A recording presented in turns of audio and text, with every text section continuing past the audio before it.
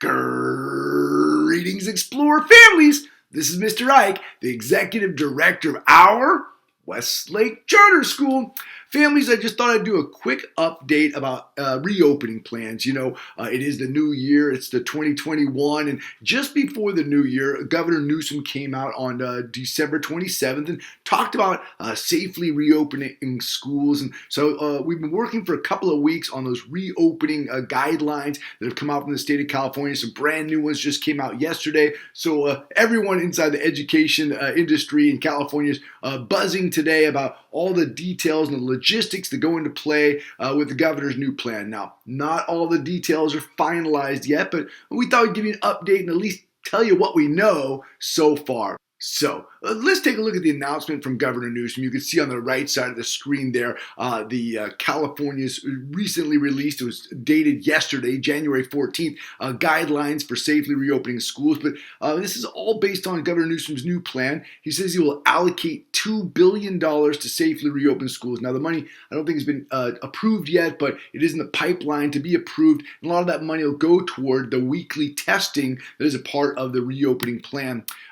They've set a new threshold for reopening schools. As you're probably aware by now, California's got that tiered system. We're currently in the purple tier because there are more than 7 new cases per day in Sacramento County per 100,000 inhabitants of the county. So the big number is 7. If you're above 7, then we're in the purple tier. Well, the governor's now said, to reopen schools safely, if you're using the testing regimen, you're following the rules, you submit your safety plan, instead of the threshold of being 7 per 100,000, there's new research indicating that it's safe to reopen schools if the threshold is below 25 new cases per 100,000 inhabitants of Sacramento County. Okay, so we're waiting to get down to 25 new cases per 100,000 for at least 5 consecutive days, and then schools in our county will be able to start to reopen under the governor's plan. So the plan includes starting with the youngest grade, starting with TK2, but in Westlake's case,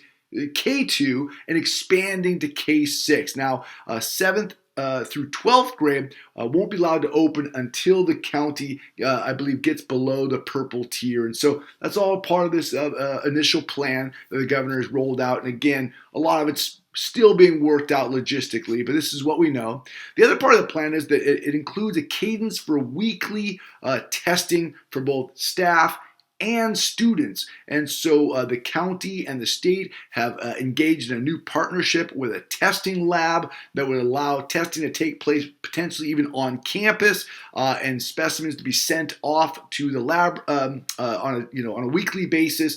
And the lab says that they can do over 150,000 tests a day, really increasing the capacity of testing so that schools could safely reopen using the governor's plan. This is where most of that $2 billion we think will go if schools are going to partner with this new Valencia lab, then they're going to get most of the money that comes from the state for that purpose. So let's take a look at the current epidemiology website here. You can see that bump on the left is the spike in July when we got all the way up to like 300 or 400 cases per day. That was an average daily case rate back then in July of 20 cases per day per 100,000 inhabitants. Now, you can see the big spike on the right, that big mountain. That's kind of where we are right now. So I want to remind everybody that back then, it took 10 weeks to go from 20 cases per day per 100,000 down to 6 cases per day per 100,000. So we had a 14-point drop over 10 weeks from July 21st to October 13th. Now, we are currently at a case rate of 50. Actually, I think today it might be a little higher than that, maybe 55.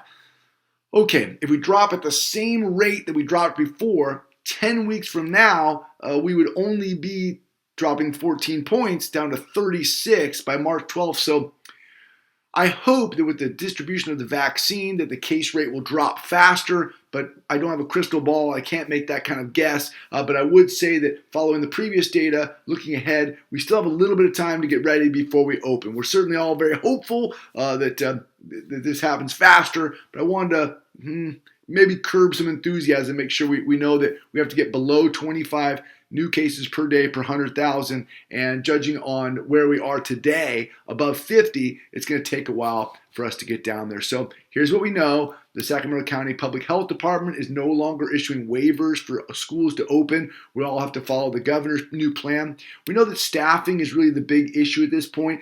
Folsom Cordova and Roseville have recently had to close elementary schools due to a shortage of staffing when people are exposed or test positive, that they have to be quarantined and you start to run out of staffing. So that's something we're working on. The cost of testing is also, something we have to be cognizant of. If we open kindergarten through second grade for 15 weeks, it may cost somewhere around $23,000 a week, about $350,000 for those 15 weeks. And so, that's all part of the equation that we're hoping to get the governor's, $2 billion to fund that piece there for our school. And then the Sacramento County Office of Education has met with some superintendents who have some concerns that the logistics of the vaccine distribution may be somewhat interrupted by all the focus on weekly testing. But, Westlake, we're certainly going to prepare for all of the above. We want to make sure that we are ready to distribute the vaccine to all of our educators, employees, and we'll simultaneously be preparing to get ready for the